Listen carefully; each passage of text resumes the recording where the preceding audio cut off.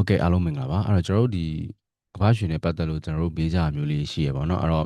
့ပြန်တက်နိုင်ပြီလားဒါဝယ်သင့်တဲ့ဇုံလားပြီးတော့တချို့ကိုလည်းမေးထားမျိုးရှိရဒါရေနံစည်းနည်းနဲ့ပြန်တက်လာတဲ့အတွက်ရွှေစည်းရောပြန်တက်လာနိုင်လားစသည်ဖြင့်ပေါ့နော်ကျွန်တော်တို့ဒါမေးထားတဲ့မေးခွန်းလေးတွေအများကြီးရှိရအဲ့တော့ကျွန်တော်ဒီမှာတစ်ခုချင်းစီကို reply မလုပ်တော့ဘဲနဲ့ကျွန်တော်တခါတည်းကျွန်တော်ဒီမှာ BO analysis ဒီနေ့ market အခြေအနေလေးနဲ့ကျွန်တော်တစ်ဆက်တွဲပြီးတော့မှပြောပြပေးမယ်เนาะအဲ့တော့ဒီနေ့ကကျွန်တော်ဒါဇွန်လဇူလိုင်ဇွန်လ17ရက်နေ့ပေါ့နော်အဲ့တော့ကျွန်တော်ဒါကြာသပတေးနေ့ဖြစ်သွားပြီအဲ့တော့ရွှေကကျွန်တော်တို့ကမနေ့ကဆိုလို့ရှိရင်ကမ္ဘာရွှေမှာကျွန်တော်တို့ဒီမနေ့ကသတင်းတွေပါတယ် CPI တွေပါတယ်ထွက်တယ်အဲ့တော့ CPI ပြီးရဲ့အခါမှာကျွန်တော်ဘာဖြစ်လို့လဲဆို CPI data result ပြီးပြီးချင်းတော့ market ကကျွန်တော်ကနည်းနည်းလေးဒေါ်လာအကျဘက်သွားခဲ့တယ်ပေါ့နော်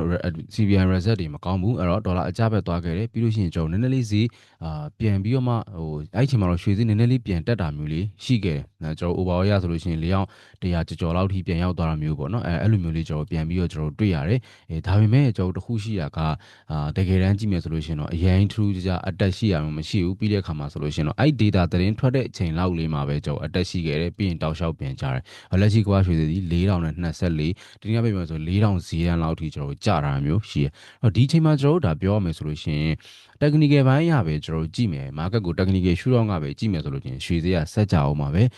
လက်ရှိ market ရဲ့ direction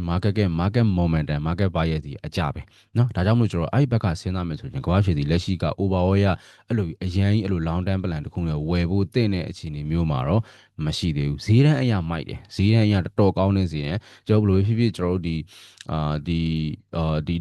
ီနောက်ပိုင်းနှစ်တွေပေါ့နော်နောက်ပိုင်းနှစ်တွေမှာဆိုလို့ရှိရင်ကျွန်တော်ဘယ်လိုဖြစ်ဖြစ်ကြည့်မယ်ဆိုလို့ရှိရင်ကမ္ဘာရွှေကကျွန်တော်တို့ဒါ4000ဈေးဆိုတာတော်တော်လေးကျွန်တော်တို့ဒါကောင်းတဲ့ဝယ်လို့ကောင်းတဲ့ဈေးလို့ကျွန်တော်ပြတ်သတ်မှတ်လို့ရတယ်ဒါပေမဲ့တခုရှိရကလက်ရှိ technical ဘိုင်းနဲ့ market ကကျန်တဲ့ဒေါ်လာပိုင်းညာကြည့်မယ်ဆိုလို့ရှိရင်တော့မဝယ်သင့်သေးလို့ယူဆလို့ရတယ်ဝယ်ဖို့အတွက် confirmation ကျွန်တော်မှလုံလောက်လောက်မရှိဘူးလို့ပြောလို့ရပါတော့နော်โอเคဒါတစ်ပိုင်းပါနော်နောက်တစ်ခုကကျွန်တော်ဒီ fundamental တွေပေါ့နော်သတင်းချက်လက်တွေရဆိုလို့ရှိရင်ကျွန်တော်ရှေ့လာမယ့်အပတ်ဒီကမ္ဘာရွှေဈေးကွက်မဟုတ်ဘူးကမ္ဘာဒီ financial market တွေမှာကျွန်တော်အကြီးမားတက်ရောက်မှုအပြောင်းလဲတွေဖြစ်နိုင်တဲ့အပတ်မျိုးဖြစ်တယ်။ဘာကြောင့်လဲဆိုတော့ကျွန်တော်ဒါရှိလာမယ့်ပတ်မှာဆိုလို့ရှိရင် American နိုင်ငံဗဟိုဘဏ်ရဲ့interest rate decision ရှိတယ်။အဲ့တော့ market သူတို့ဗဟိုဘဏ်ရဲ့ကျွန်တော်အတိုးနှုန်းအပြောင်းလဲရှိတယ်။ဒီအတိုးနှုန်းအပြောင်းလဲပုံမူတည်ပြီးမှကမ္ဘာရွှေဈေးအများကြီးအပြောင်းလဲဖြစ်လာနိုင်တယ်။အဲ့တော့ကျွန်တော်ကထူးခြားခြားဈေးကွက်တစ်ခုလုံးပြန်တက်တော့မလားဆက်ပဲကျတော့မလားဆိုတဲ့ဟာအပိုင်းတွေကကြောက်လေကျွန်တော်တို့ကအဲ့ဒီ interest rate decision ကိုစောင့်ကြည့်ဖို့လိုတယ်18ရက်နေ့မှာထင်တယ်နော်တကယ်ရလေအဲ့တော့အဲ့ဒီနေ့မှာကျွန်တော် interest rate decision မှာဘယ်လိုမျိုးကျွန်တော်ဒီဗဟိုဘဏ်အနေနဲ့ကျွန်တော်အတိုးနှုန်းတိုးမှလားရှော့မှလားဆိုတဲ့အခြေအနေပေါ်မူတည်ပြီးတော့မှကမ္ဘာရွှေတွေဆက်ပြီးတော့မှအလောက်ခံပြန်နိုင်တယ်ဒါတစ်ပိုင်းပေါ့နော်အဲ့တော့ကျွန်တော်တို့က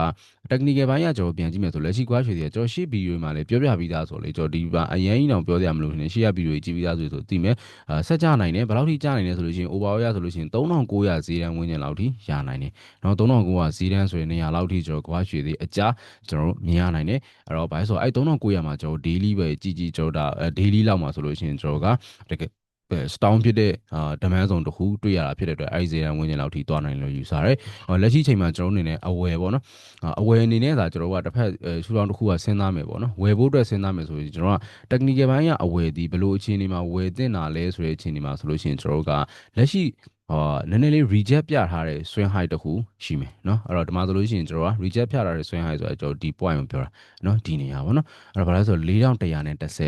10ခွန်20လောက်ရှိမယ်အဲ့တော့အဲ့နေရာဝင်းကျင်အဲ့တော့တေချာရဲ့လက်ရှိကရွှေစီပြန်တက်လာပြီးမှအဲ့ဒီအပေါ်ကိုကျွန်တော်ပြန်ပြီး guide change ချက်ဖြစ်တယ် overall swing တစ်ခုမှာ guide change ချက်ပြတယ်ဆိုလို့ရှိရင်ကမ္ဘာရွှေစီ technical ဘိုင်းကအဝယ်ပြန်ကြည့်လို့ရပြီလို့ကျွန်တော်တို့သုံးသပ်လို့ရတယ်အဲ့ဒီအချိန်မှာကျွန်တော်စောစောကကျွန်တော်တို့မေးတဲ့မေးခွန်းတွေဖြစ်တဲ့ပြန်ဝယ်သိမိလားဆိုတဲ့ဟာမျိုးတွေဒါမျိုးတွေကိုကျွန်တော်တို့ကဒီအချိန်မှာကျွန်တော်ကပြန်ပြီးတော့ဝယ်သိမိလို့ဆုံးဖြတ်တဲ့အခြေအနေမျိုးသူဒီအဲ့လိုဒီ swing ကိုကျွန်တော်ပေါ် guide change ချက် market structure ရှင်းပြန်ရလို့ရှိရင်ကျွန်တော်ဘယ်လိုပဲဖြစ်ဖြစ်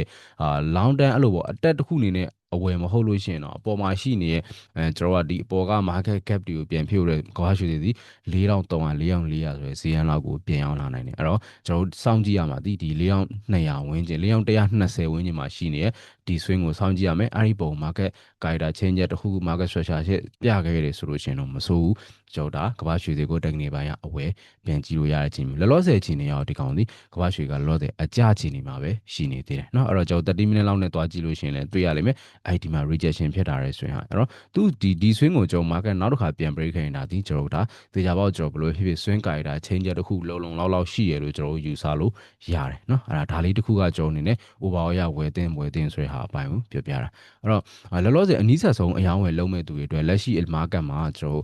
အယောင်းဝယ်လုံးဖို့အတွက်အကောင်းဆုံးဇုံလေးတွေကိုကျွန်တော်တစ်ချက်ပြမယ်။တစ်ခါပြောပြနေတာကျွန်တော်တို့ဒါforex trading နဲ့ပတ်သက်လို့ကျွန်တော်တစ်ခုခုလွဲတာမျိုးရှိရဲအမှဒီအကောင့်ဖွင့်တာလို့ဒီ education ပိုင်းသင်တန်းတွေပါသင်တန်းတော့ကျွန်တော်ကိုယ်တိုင်မသင်ဘူးဒါပေမဲ့ကျွန်တော် video lesson တွေတော့ရှိရပါတော့အဲ့တော့သင်တန်းတွေပတ်သက်လို့တော့၎င်းကျွန်တော်ဒီငွေသွင်းထုတ်တွေပဲဖြစ်ဒီအကောင့်ဖွင့်တာပေါ့ဒီနောက်ပိုင်းကျွန်တော်အတူ trade ဖို့အတူတွဲပြီး trade တာမျိုးတွေအတွက်လိုအပ်တယ်ဆိုလို့ရှိရင်ကျွန်တော် trader gate ကိုဆက်သွယ်လာလို့ရ trader gate မှာ forex trading နဲ့ပတ်သက်တာအားလုံး one stop စာပေးပြီးရကျွန်တော် admin team တွေရှိရပါတော့ okay အဲ့တော့ကျွန်တော်